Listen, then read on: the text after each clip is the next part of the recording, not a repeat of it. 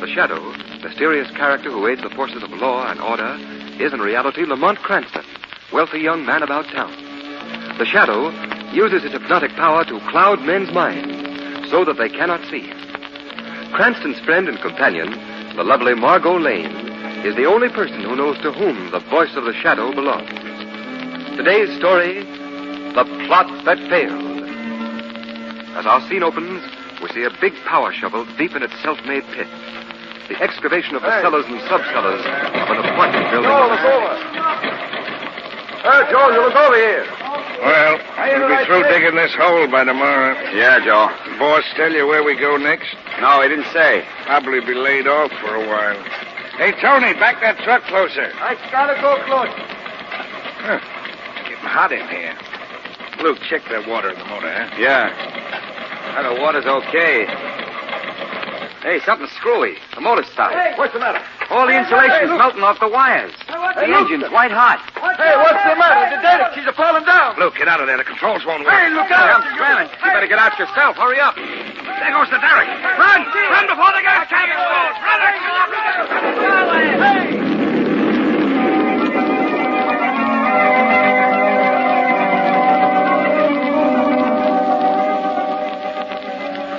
All right, Margot, all right. Yes, we'll buy the 400 eggs tonight. Yes, we'll hard-boil them. Yes. And then tomorrow morning we'll put on our long rabbit ears and play Easter Bunny for all the little children you've ever heard of. Well, Lamont, if you don't want to help me, you don't have to. Shrevey doesn't ever come. We'll never get the eggs done. Oh, you'll be along. He probably... Here he comes now with all the speed of a slow-gated snail. Shrevey, hurry up. Get this cab going. I'm sorry, Mr. Cranston. The funniest thing I ever seen, Well, you don't sound sorry. Oh, Miss Lane, if you'd have seen those two guys hopping around, you'd have died laughing, you'd have died. What happened? Well, you see, I was looking in a hole, and down in the hole was this big extraditing machine, and them two fellas was working it. Well, it must have got hot or something because the machine started to melt. It started. Started to melt. Yeah. Oh, are they funny? Where do you want to go to? We're going to get some eggs, Shrevey. And on the way, we'll stop and see Professor Brown at City University. Oh, Lamont, that's like saying we're going to Chicago from New York by way of Florida. It'll only take a moment, And it'll Margot. only take a moment to get the eggs, and the modern market is right on the way. Excuse me for sticking my nose in where angels spear the thread, but I could get the eggs I could get while you two was talking to the professor at City University. Shrevey, you're a genius.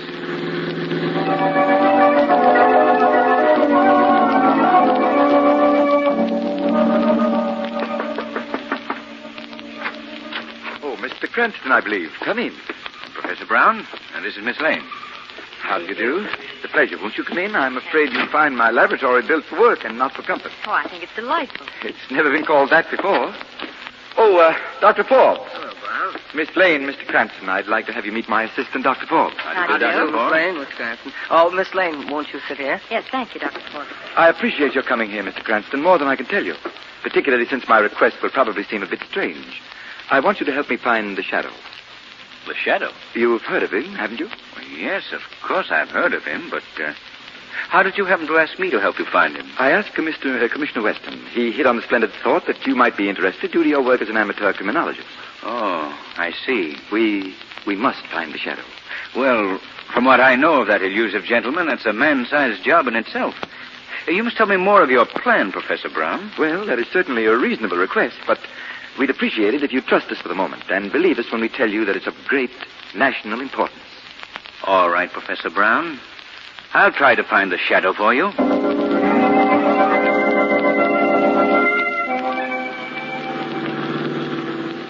Lamont, that's one of the funniest things I ever heard. Miss Lane, if you don't mind my sticking Yes, my I nose... know where angels fear to tread. Precisely. Well, Professor Brown just asked Mr. Cranston to find the Shadow by tonight. Oh, that's a hot one, as the fella said. Did you get the eggs, Shrevey? Oh, the eggs. Yeah, I got them. Good, Shrevey. Let's get going. Commissioner Weston's office. Commissioner Weston? Well, when are we going to hard-boil the Easter eggs? We can do that after we've seen the commissioner. There's something funny about this, Margot. Yes, very funny. No, but seriously. Either the commissioner is playing a joke on me and the professor, or the professor has never talked to Commissioner Weston. In either case, I want to find out.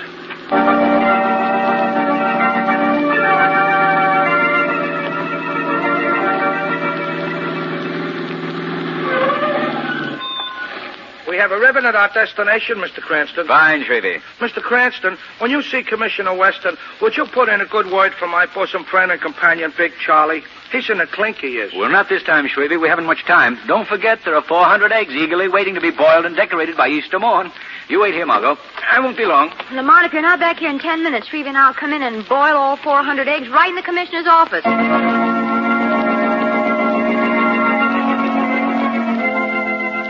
Commissioner Weston, you know I hate to interrupt you when you're so busy, but this time I just came to thank you. Thank me, Cranston, for what? For commending my abilities as an amateur criminologist to Professor Brown of City University. Now, listen, Cranston. I will admit that you've given me a few tips at times that have been a great help.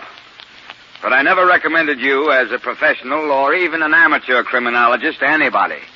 Much less Professor, what's his name, at City University. That's all I wanted to know, Commissioner Weston. Many thanks and good day. Cranston, what's on your mind? Come back here. I've got to cook 400 eggs for Easter.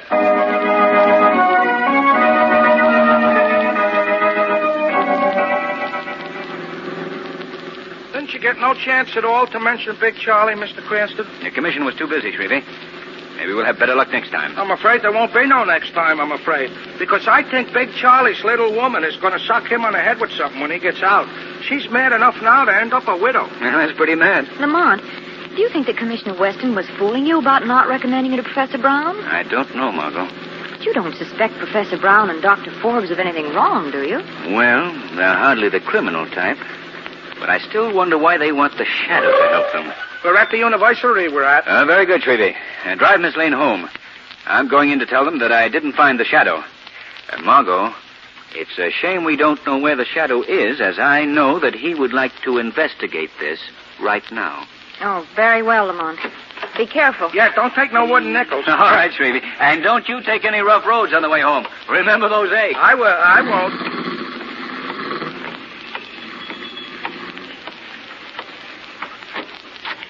Yes? Who's there, Professor? I saw the door open and close. Oh, so did I. You're quite right, Dr. Forbes. Oh, what did you say, Brown? Professor Brown said nothing. It is the shadow that speaks. Extraordinary.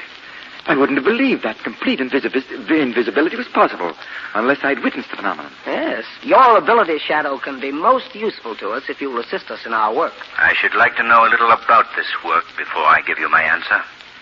Just what do you plan to do? Well, it's perfectly reasonable for you to ask. Brown and I have perfected a device or system for communication or signaling. It can be used either for carrier beams that will give direction to airplanes or ships at sea, or for carrying direct messages. That's very interesting.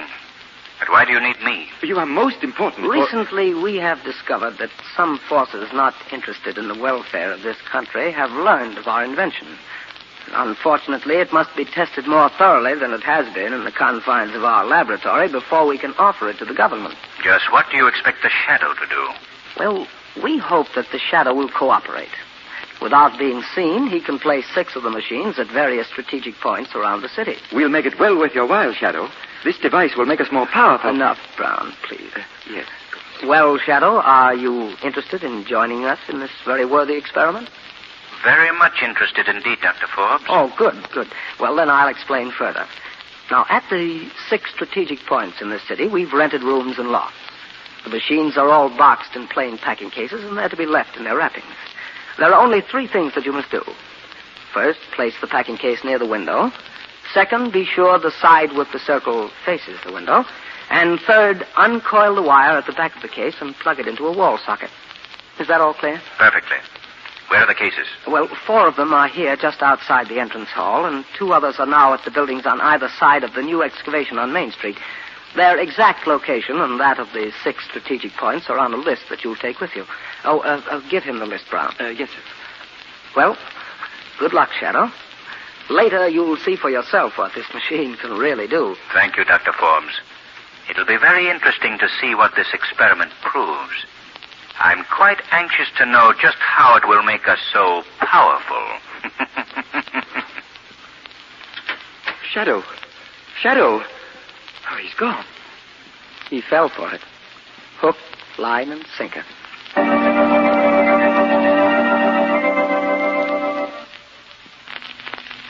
It is several hours later. We find a very tired and footsore Lamont Cranston struggling off the elevator of an apartment building with two heavy bundles, one under each arm. He goes down the hall.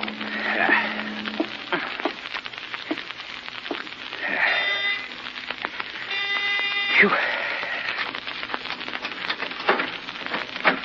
Oh, come in, Lamont. Margot. Where have you been? What have you been doing? What are those things? Oh, one at a time, Margot. Let me put these things down. There. Now to answer your questions. I've been all over the city carrying packing cases up and downstairs. Oh, you poor dear. Yes. Next time two scientific gentlemen have some freight to be hauled, they can call on the express company. Yeah, but what have you been doing? Oh, I've nearly been going crazy. Did you ever try to boil 400 eggs in a wash boiler all at once? I don't think it can be done. There's one thing I wish you could do. What? Make me some coffee. Oh, sure. I've got work to do, and I'm afraid I'll go to sleep. All right, I'll make some right away. Margot, where's that big city map of yours? Oh, in the top drawer of my desk. Oh, thanks. Yeah, I got it. Let me see. Right there. Right there.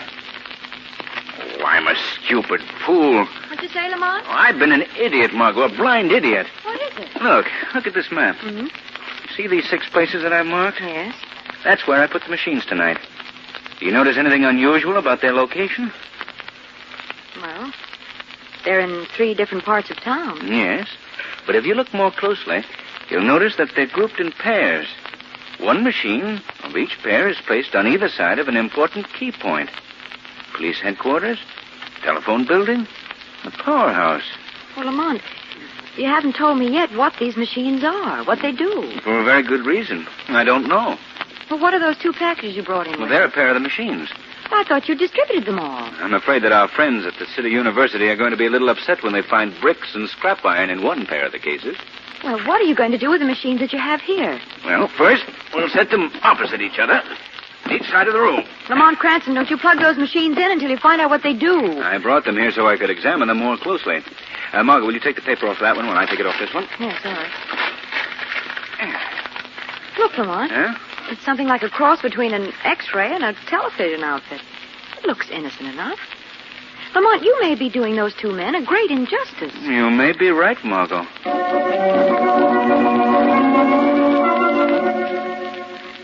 Well, Brown, is everything in order? Did you check all the machines? Yes, Dr. Forbes.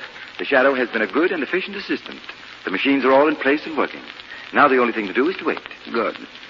You know, it's a shame that we have to destroy the Shadow. He could be most useful, but it's too dangerous to allow him to live to learn the true purpose of my machine. Your machine? Yes, mine. But I invented it. Yes.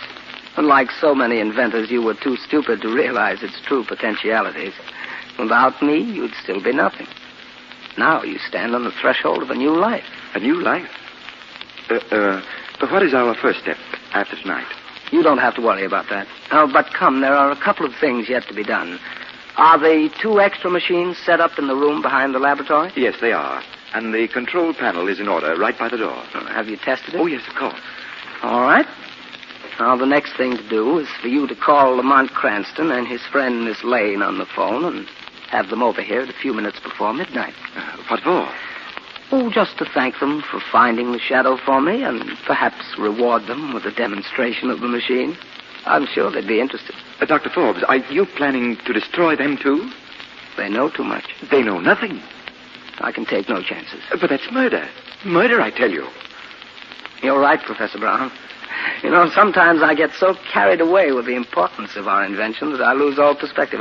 I'm sorry. Oh, forget it, Doctor. I'm afraid I was upset, too. Oh, that's all right. Oh, by the way, Professor, would you get me my heavy rubber gloves? I want to check on you high-tension insulators. Oh, surely. Where are they? They're in the room back of the laboratory. I'll get them. I don't see your gloves back here. But Dr. Forbes, get away from that control panel. Don't touch that switch. You fiend! You fiend! Don't! Ah! Exit, Dr. Brown. Completely.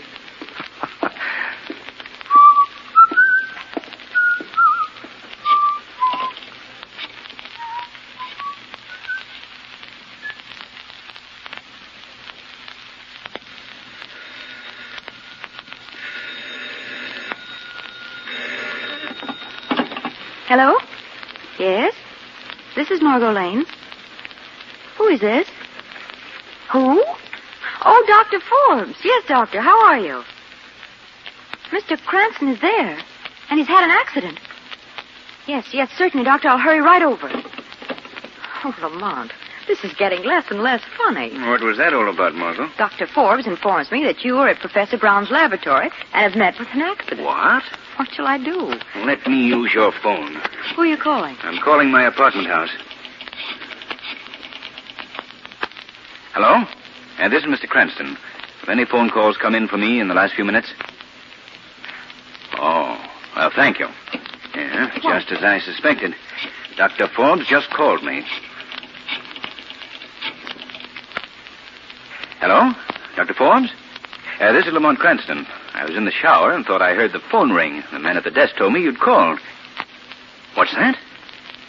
Margot Lane? Is it serious? I'll be there as soon as I can. Well, Margot, we're in for something, and I don't know what it is. But whatever danger is ahead of us, at least we have the advantage of going into it with our eyes open.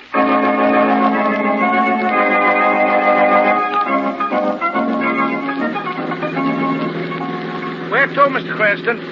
Well, we want to go to the City University, Shrevey. Yes, sir. Margot, I can't make head or tails out of it. Don't know what that means. Shrevey, for heaven's sake, don't make all that noise, please. Look, golly, Mr. Cranston, I was only trying to cheer things up. I was only. Well, don't. You should ought to spend more time getting a laugh out of life. But like I did today, when you said you was trying to find the shadow. Or when them two guys jumped off the extraditing machine when it melted. What do you mean, melted? Just like I say, if something melts, it melts. Where was the excavation, Shrevey? Over on Main Street. Margot, I've got it. What? That's the answer. Shrevey, thank you. Thank you 1,000 times. Oh, that's okay. What are you thanking me for? You gave me the right track on a great invention. Oh, yeah, them steam shovels are certainly great. Stop the car, Shrevey. I'm getting out here. Well, Lamont, I thought we were going to call on Professor Brown and Dr. Forbes. Listen, Margot, this is much more serious than I thought. You must go to Professor Brown's lab alone. Your job is to keep them there. All right, Lamont. What are you going to do? I must go and disconnect those machines before the entire city is demolished.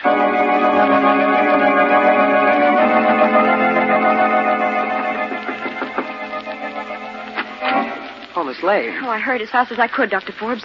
Is Mr. Cranston all right? Oh, it's nothing serious. Come with me. He's in the room in back of the laboratory. Oh, I do hope he's all right. Right in here. Sit down there, Miss Lane. What is the meaning of this? Sit down, Miss Lane. I'm sorry what to are have you to doing? do this, but I feel that you'll be less bothersome to me if I tie you to this chair. Stop it. This room is completely soundproof, so you can make all the noise you wish. Oh, let go of me. Where's Mr. Cranston? I guess you're securely tied. I hope none of the ropes cut you, but they won't hurt long. Well, what are you going to do to me? Much as I deplore the necessity, Miss Lane, you must be destroyed. You see, you've inadvertently run into something a little bigger than you are. A simple plot that can't fail. I, one man alone, will know the secret of the gradual but complete demoralization of this whole country, and eventually our whole civilization. You alone. What about Professor Brown? I'm sorry to say, Miss Lane, that he outlived his usefulness. Professor Brown is no longer associated with me. For that matter, he's no longer associated with this world. Rather amusing. I wonder what's keeping Cranston. He should be here. Perhaps it would entertain you, Miss Lane, if I were to tell you about my invention. You're the most cold-blooded fiend I've ever heard of in my life. Strangely enough, that's a compliment. Thank you. But now to my invention. Yes, tell me about it. Well, the simplest explanation is that it's a machine which generates invisible rays. But when two of these machines are placed opposite each other, unbelievable heat occurs at the point where the rays meet. Interesting, isn't it? But, Dr. Forbes, why must you destroy and kill? Why don't you put this great invention to some good use? Well, my dear Miss Lane, that depends entirely on one's point of view. Now I must show you exactly how this invention works. Directly in front of you is one of the machines in that packing case. Behind you is another one. Here by the door is a control panel. When I pull this lever, in less than 5 seconds, you will completely disappear. You'll be dead. Gone. Interesting, isn't it? Well, Miss Lane, I'm sorry. I can't wait any longer. I'll deal with Mr. Cranston separately. But you are going to die now. Don't touch that control panel, Dr. Forbes. Shadow. Tonight, Dr. Forbes, instead of destroying the 3 strategic points in this city, The machines that would have caused this damage have been destroyed. And you, Dr. Forbes, will be giving another lecture on your machine, but this time to the police. You're wrong, Shadow. The police will never know. There are 3 people in the world that know anything about my invention, and all 3 of us are in this room. None of us are going to leave this room alive. Amusing, isn't it? Shadow, no matter what you say, I'm going to destroy us all. Now! The lights. The current is off. Shadow, you threw that main switch on the wall. Shadow, I know where you are, and I'm going to shoot you. I'm afraid you didn't know where I was, Doctor. You can never harm the Shadow by shooting at his voice. His voice can come from anywhere. Amusing, isn't it? It'll do no good, Forbes. I have 1 shot left, Shadow. I saved it for myself. Shadow, turn on the lights. Oh, I never expected to see lights again. Now, Margot, he's dead. The rest of this case is for the police. Lamont, I hate to bother you, but you'll have to untie these knots. Oh, Margot, what a terrible experience for you. How do you feel? If I were shaking any more, I'd fall apart. Stupid. Now, what's the matter? I'll see. Wait a minute, I'll go with you. I don't want to be here alone. Shrevey. I hope this will excuse me for busting in the door, but I'm scared, Miss Lane. It's about them eggs. The eggs? Yeah, the eggs. You see, I thought it would be a nice surprise if I went to your place and cooked the eggs. So I put the wash boiler full of eggs on the living room floor on a hot plate, and then I thought I'd amuse myself by turning on one of them new television sets it looks like you got in your apartment. Shrevey, you didn't try them, did you? Yeah, I turned the switch on one of them and nothing happened, so I tried the other one. I just threw the switch on and off quick like. Miss Lane, I don't know what happened. I can't find the wash boiler. But, Miss Lane, right in the middle of your rug, you got 400 of the nicest scrambled eggs you ever saw.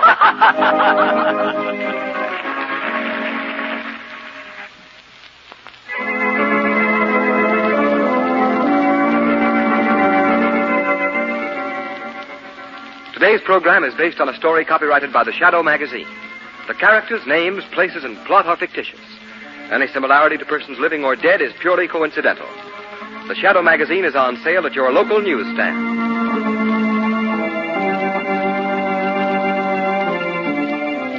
The weed of crime bears bitter fruit. Crime does not pay. The Shadow knows.